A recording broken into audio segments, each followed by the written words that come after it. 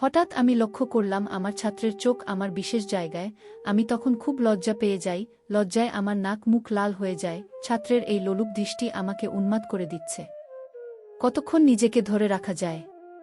আগুনের পাশে মম জ্বালালে মম কতক্ষণ শক্ত থাকতে পারে? ঠিক আমার অবস্থাও তেমন হতে লাগল। আমি ধীরে ধীরে তার প্রতি দুর্বল হতে শুরু করলাম। তারপর সে আমাকে বলল, ম্যাডাম, একটি গান আমার খুব প্রিয়, আপনি গানটি শুনতে থাকুন, আমি আপনার জন্য চা বানিয়ে নিয়ে আসি। আমি বললাম, আচ্ছা। গান শুনতে শুনতে হঠাৎ এমন একটি ভিডিও আমার সামনে এলো যা দেখে আমার সব ভিজতে শুরু করল। তারপর ও আমার সাথে যা করল তা শুনলে আপনার মধু পড়বে। তাহলে শুরু থেকেই বলি, হ্যালো বন্ধুরা, আমি নিমা হাসান। সবাই আমাকে নীলা বলে ডাকে। বান্ধবীরা সবাই বলতো আমি দেখতে নাকি পরিমনির মতো। আমি একটি পাবলিক ইউনিভার্সিটিতে পড়ি, আমার বয়স ২ বছর। আমার বাবা মা গ্রামে থাকে, আর আমি কলকাতায় একটি ছাত্রী হোস্টেলে থাকি। আমার মা বাবার আমার পড়াশোনার খরচ চালাতে খুব কষ্ট হয়, তাই বাধ্য হয়ে আমি একটা টিউশনি খুঁজি। আশেপাশে কোনো টিউশনি খুঁজে পাচ্ছিলাম না, তাই আমি একটি জাতীয় পত্রিকায় বিজ্ঞাপন দিয়ে পড়াতে চাই। বিজ্ঞাপন মাধ্যমে একটি ফোন পেলাম। একজন বয়স্ক লোক আমাকে ফোন করে বলল, আমার ছেলেকে পড়াতে পারবেন? ১০ম শ্রেণীর ছাত্র। আমি বললাম যে পারব আঙ্কেল। প্রথম দিন পড়াতে গিয়ে দেখি ১০ম শ্রেণীর ছাত্র ছেলেটা বেশ সুন্দর এবং স্মার্ট, দেখতে শুনতে খুব ভালো, ব্যবহার ও নম্র। তারপর তার মা বাবার সাথে কথা বলে প্রাইভেট পড়াতে শুরু করি। ছেলেটাকে যখন প্রথম দিন প্রাইভেট পড়াতে যাই তখন হঠাৎ করে আমি চেয়ে দেখি ছেলেটি আর চোখে মাঝে মাঝে আমার দিকে চেয়ে থাকে। তার চাওয়ার মধ্যে অন্যরকম রহস্য বোঝা যায়। এইভাবে আমি আমার গতিতে প্রাইভেট পড়াতে থাকি। পড়াতে পড়াতে প্রায় ২ সপ্তাহ এভাবে চলে গেল। হঠাৎ একদিন তাকে প্রাইভেট পড়াতে গিয়ে দেখি তাদের বাসায় কেউ নেই। তারপর আমি জিজ্ঞেস করলাম, আঙ্কেল আন্টি কোথায় গেছে? সে বলল তারা বেড়াতে গেছে, আসতে একটু দেরি হবে। বাসায় কেউ নেই, খালি বাসায় আমি আর আমার ছাত্র। মনের মধ্যে কিছুটা ভয়ও কাজ করছে। তাছাড়া খালি বাসা আর ওদিকে আমার ছাত্রের লক্ষণ ও আজকে খুব একটা ভালো ভালো বুঝতেছি না। কেমন করে যেন আমার দিকে চেয়ে রইল। তারপর আমার ছাত্র বলল, ম্যাডাম, আমার খুব মাথা ব্যথা করছে, চা খাবেন? আপনি চা খেলে আপনার জন্য চা বানাবো। আপনার সুবাদে আমার চা খাওয়া হলো। আমি বললাম, ঠিক আছে, চা খাওয়া যেতে পারে। আমার কথা শুনে ছাত্র খুব সুন্দর করে মনের মাধুরী মিশিয়ে চা বানিয়ে আনল।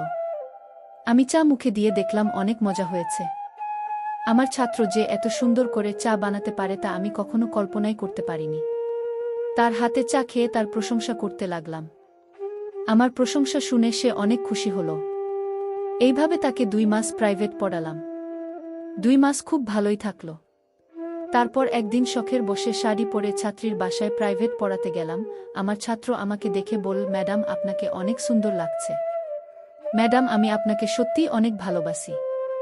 আপনার ব্যবহার, চেহারা, সুন্দর বর্ণতার মতো চুল, সবকিছু আমাকে মুগ্ধ করেছে। আমি আমার অন্তরের অন্তঃস্থল থেকে, হৃদয়ের গভীর থেকে আমার সবটুকু ভালোবাসা আপনাকে দিলাম। প্লিজ আপনি আমার ভালোবাসা গ্রহণ করুন। ১০ম শ্রেণীতে পড়ে ছাত্রের মুখে এত সুন্দর প্রেমের কথা শুনে আমার মাথা ঘুরে গেল।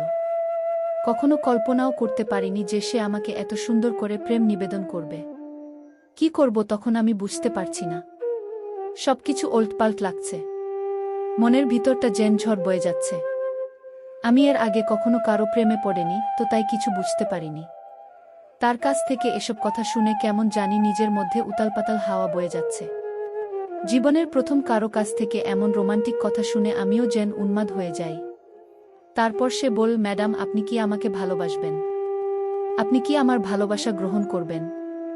আমার কাছে এমনভাবে প্রেম নিবেদন করে বসল। তখন আমি কি করব বুঝতে পারছি না। আমি বললাম, তুমি আমার ছাত্র, তাছাড়া তুমি আমার চাইতে বয়সে ৪ বছরের ছোট। এসব কথা ভেবো না, তাহলে পাপ হবে। আমার ছাত্র বলল, ম্যাডাম, কেন? বয়সে বড় হলে কি প্রেম করা যাবে না? বয়সে বড় হলে কি তাকে ভালোবাসা যায় না? আমি তো আপনাকে মন থেকে ভালোবাসি। আমার ভালোবাসার মধ্যে কোনো খাদ নেই। ম্যাডাম, আপনি আমার চাইতে বয়সে বড় হলেও আমার কোনো সমস্যা নেই। আপনি যদি আমাকে ভালো না বাসেন তাহলে আমি পড়ব না। ছাত্রের এমন কথা শুনে মনটা খারাপ হয়ে গেল। আর মনে মনে ভাবলাম, অনেক কষ্ট করে টিউশনটা পেলাম। যদি টিউশনটা হাতছাড়া হয়ে যায় তাহলে তো আমি বাসা ভাড়া দেব কি করে চলব? কেমন করে মনের মধ্যে অনেক ভয়, যদি এখন আমি তার প্রেম নিবেদন না করি তাহলে হয়তো বা আমার টিউশনটা বাদ হয়ে যাবে, জিবা তার বাবাকে ভুলভাল কিছু বোঝাবে। এইসব চিন্তা ভাবনা করতে করতে বাসায় চলে আসলাম। বাসায় আসতে নিলে আমাকে ফোন দেয়, ম্যাডাম কেমন আছেন, বাসায় গেছেন, খাওয়া দাওয়া করছেন কি, খেয়েছেন? আমি বললাম হ্যাঁ খেয়েছি। তুমি খেয়েছে জিবা? বল জি ম্যাডাম খেয়েছি। আগামীকালকে কোথাও ঘুরতে যেতে মন চাইছে।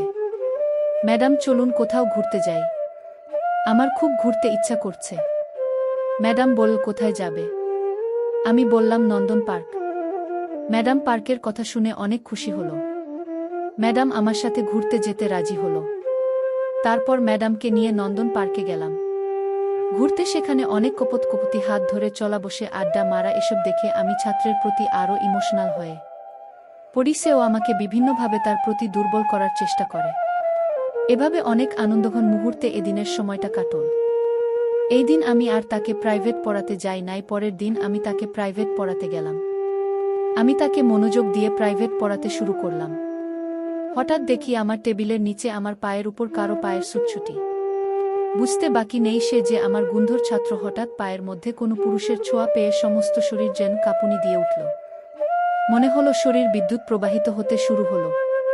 তার পায়ের নিপুণ কৌশল আমার আস্তে আস্তে উপরে উঠতে শুরু হলো। বুঝতে পারছি না আমার সাথে কি হচ্ছে। হঠাৎ ছাত্রের মা চা নাস্তা নিয়ে এলো। পরিস্থিতিও স্বাভাবিক হয়ে গেল। এইভাবে সেদিন আমি বেঁচে গেলাম।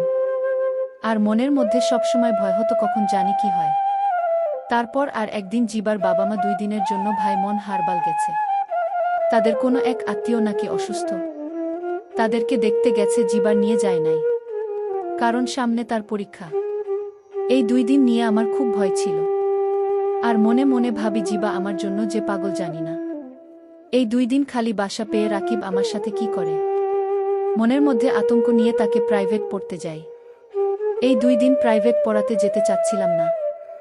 আঙ্কেল বলে গেল জিবার সামনে পরীক্ষা, তাই প্রাইভেট একদিনও মিস দেয়া যাবে না। কি করো, বাধ্য হয়ে আমাকে প্রাইভেট পড়াতে যেতে হলো। জিবার বাবা মা যখন ডায়মন্ড হারবার বেড়াতে চলে গেল, এরপরের দিনে আমি জিবার বাসায় তাকে প্রাইভেট পড়ানোর উদ্দেশ্যে যাই। কলিং দিলে জিবা এসে দরজা খুল। দরজা খোলার সাথে দেখতে পেলাম সমস্ত রুম সে কাঁচা ফুল দিয়ে সাজিয়ে রেখেছে, আর পুরোটা জুড়ে লেখা জিবা প্লাস শিলা। আমি অবাক হয়ে বললাম, এসব কি? সে বলল, এটা আমার ভালোবাসার বহিঃপ্রকাশ। আজকেও আপনাকে অনেক সুন্দর লাগছে। ম্যাডাম, আপনাকে একটা কথা বলবো, দয়া করে আমার কথাটা রাখবেন। আমি বললাম, বলো। রাখার মতো হলে রাখব। তারপর আমি বললাম, প্লিজ আমার কথা রাখবেন। মা বাবা 2 দিনের জন্য গেছে। এই 2 দিন আমি শুধু আপনার সাথে গল্প করব। ম্যাডাম, না করেন না। তার এমন রিকোয়েস্ট আমি না করতে পারলাম না। আমি বললাম, ঠিক আছে যাও, তোমার কথা রাখলাম।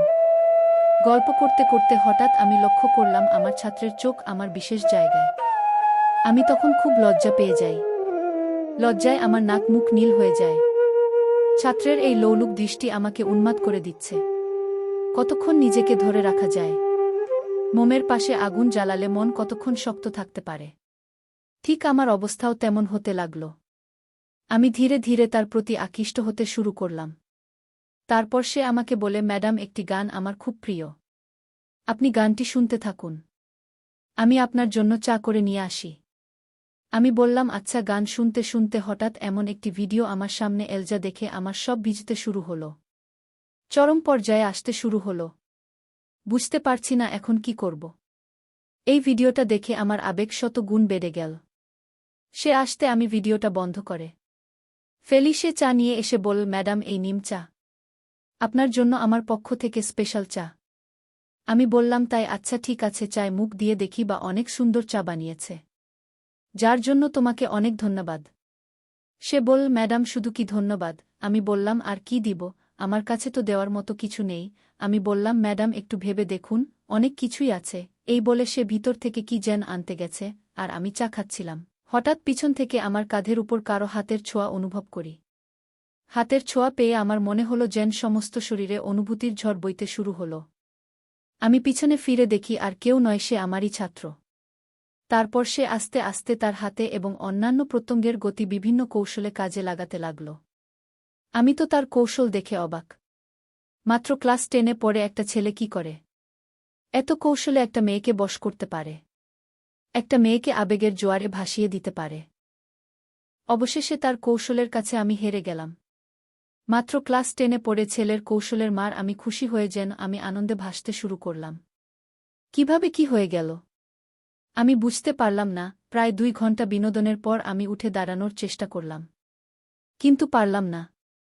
অনেক কষ্ট হচ্ছে, মনে হচ্ছে যেন আমার উপর দিয়ে কালবৈশাখী ঝড় বয়ে গেছে। খুব কষ্ট করে আস্তে আস্তে বাসায় আসলাম।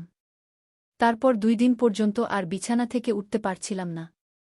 আর মনে মনে ভাবলাম এত ছোট একটি ছেলে কিভাবে এত কৌশল জানল। তার কৌশলের মায়ের কাছে আমি যেন লণ্ডভণ্ড হয়ে গেছি। অনেক কষ্ট করে প্রায় 1 সপ্তাহ পর আমি সুস্থ হয়ে পরের দিন আবার টিউশন যাই। সে আমাকে দেখে বলল, কি ম্যাডাম কেমন দিলাম? সেদিন আমি লজ্জার কথা বলি না, মুখ লাল হয়ে গেছে। তারপর সে আস্তে আস্তে আবার আমার সাথে ওরকম কাজ করে। আমার বাধ্য হয়ে তাকে দিতে হতো। মনে মনে ভাবতাম নষ্ট হয়েছে একজনের দ্বারাই হয়ে, আর সে যেহেতু আমাকে নষ্ট করেছে, সুতরাং আমি বিয়ে করব। এইভাবে প্রায় 2 মাস পার হয়ে গেল। হঠাৎ একদিন আমার বমি বমি ভাব আসছে। বুঝতে পারছি না হঠাৎ বমি হচ্ছে কেন। মনের ভিতর সন্দেহের তীরবিদ্ধ হল। জানি না আমার কি হয়েছে। মনের সন্দেহ দূর করতে টেস্ট করলাম। টেস্ট দেখে আমার পায়ের নিচ থেকে মাটি সরে গেল। নিজেকে খুব অসহায় মনে হল। এখন আমি কি করি? বাধ্য হয়ে তার সাথে আমার এই ব্যাপারে কথা বলতে হবে। আমি আমার ছাত্রকে সব বলার পর সে চুপ করে রইল। নিজেকে খুব অসহায় ভাবতে শুরু করল। সেও বোকা হয়ে রইল, কোনো কথা বলল না। আমি বললাম, তুমি তোমার বাবা মায়ের কাছে বিষয়টা শেয়ার করো, না হলে আমি মরে যাব। জিবা ভয়ে ভয়ে তার মায়ের কাছে সব শেয়ার করল। তার মা এসব কথা শুনে হতবাক হয়ে পড়ল। তারপর তার মা তার বাবার কাছেও বিষয়টা শেয়ার করল।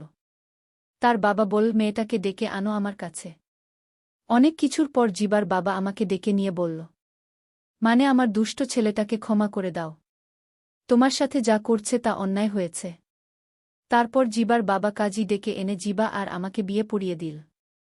কিছুদিন পর জিবার আর আমার কোল আলোকিত করে একটি পুত্র সন্তান জন্ম নিল। শিলা এখন তার সন্তান, স্বামী এবং সংসার নিয়ে ব্যস্ত। বিশ্ববিদ্যালয়ের পড়ুয়া একটা মেয়ের স্বপ্ন এভাবে একটি ছোট্ট ভুলের জন্য ধ্বংস হয়ে গেল। প্রিয় বন্ধুরা, সবশেষে আমি বলব, জীবনে চলার পথে অনেক বাধা আসতে পারে। আর এইসব বাধাকে অতিক্রম করে যদি তোমরা চলতে পারো, তাহলেই কেবল তোমাদের জীবনের সফলতা সম্ভব। গল্পের শিলা যদি তার আবেগটাকে কাজে না লাগাত, তাহলে তার সবকিছু হারিয়ে 4 দেয়ালের ভেতর বন্দী হতে হতো না, ধ্বংস হয়ে যেত না তার মা-বাবার এবং তার নিজের সারা জীবনের স্বপ্ন। মহান আমাদের সকলকে সঠিক বুঝ দান করা। বন্ধুরা, ভিডিওটি ভালো লাগলে একটি লাইক দিন, আর আপনারা যদি এরকম ভিডিও পেতে চান তাহলে দয়া করে আমার চ্যানেলটি সাবস্ক্রাইব করুন। আপনাদের সকলের সুস্বাস্থ্য কামনা করি। ভিডিওটি দেখার জন্য আপনাদের সকলকে অসংখ্য ধন্যবাদ।